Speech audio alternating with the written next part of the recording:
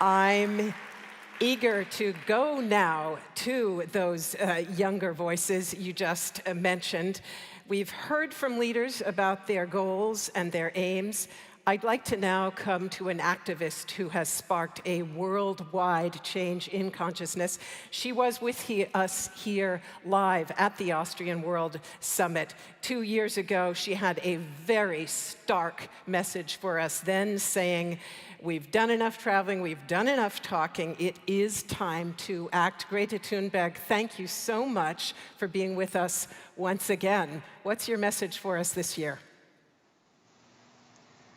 Thank you for having me. Tomorrow, 150 weeks will have passed since we started the school strike for the climate. And during this time, more and more people around the world have woken up to the climate and ecological crisis, putting more and more pressure on you, the people in power. Eventually, the public pressure was too much, and you had the world's eyes on you. So you started to act. Not acting as in taking climate action, but acting as in role-playing. Playing politics, playing with words, and playing with our future. Pretending to take responsibility, acting as saviors as you try to convince us that things are being taken care of. Meanwhile, the gap between your rhetorics and reality keeps growing wider and wider. And since the level of awareness is so low, you almost get away with it. But let's be clear. What you are doing is not about climate action or responding to an emergency. It never was. This is communication tactics dressed as politics, disguised as politics. You, especially leaders from high-income nations, are pretending to change and listen to the young people while you continue pretty much exactly like before. Pretending to take science seriously by saying science is back, while holding climate summits without even inviting one single climate scientist as speaker. Pretending to wage war against fossil fuels while opening up brand new coal mines, oil fields and pipelines. You don't only continue business as usual as before, in many cases, you're even speeding up and scaling up the process. Pretending to have the most ambitious climate policies while granting new oil licenses, exploring future oil fields.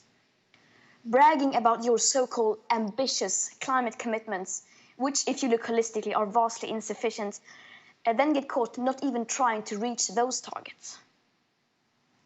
Pretending to care about nature and biodiversity while the world is cutting down a forest area the size of a football field every second. Pretending to be a climate leader while locking in a future common agricultural policy that will make the Paris Agreement impossible to reach.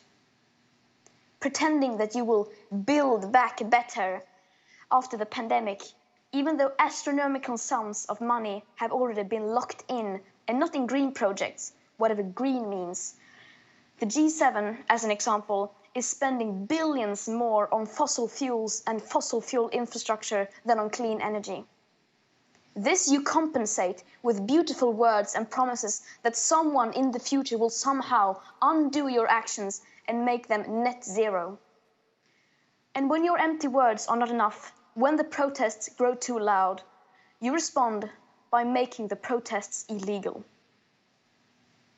Of course, we welcome all efforts to safeguard future and present living conditions, and these distant net zero emissions targets could be a great start, if they weren't full of gaps and loopholes, like leaving out emissions from imported goods, international aviation and shipping, as well as the burning of biomass, using baseline manipulation, excluding most feedback loops and tipping points, ignoring the crucial aspect of equity and historic emissions, as well as making these targets completely relying on fantasy-scale, currently barely existing negative emissions technologies. But as your acts continue, more and more of us are seeing through your manuscripts and your role-playing. The gap between your actions and words is becoming more impossible to ignore, while more and more extreme weather events are raging all around us. And as a result, young people all over this planet are no longer falling for your lies. You are distancing yourself further and further away from us and from reality. Some years ago, you could still claim that we're moving in the right direction. Today, that is no longer possible. 2021 is currently forecasted to be the year with the second highest emission rise ever. You say we need to move slowly to bring the public along.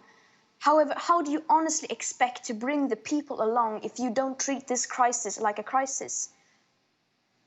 If it is one thing the pandemic has proven once and for all, it is that the climate and ecological emergencies have never once been treated as emergencies.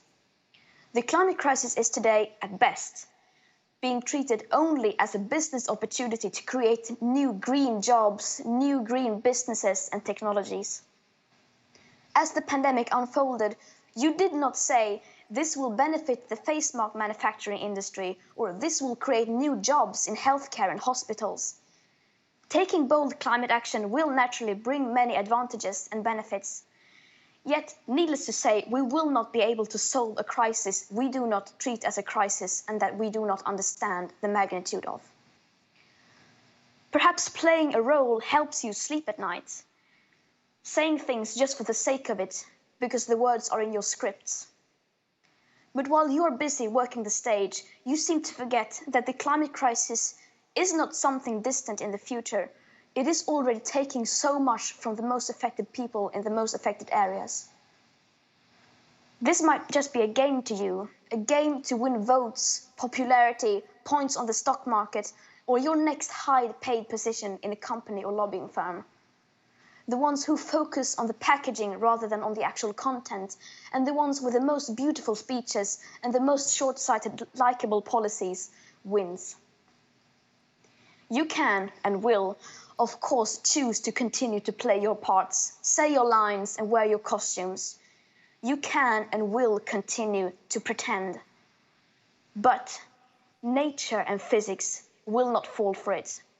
Nature and physics are not entertained nor distracted by your theater. The audience has grown weary. The show is over. Thank you.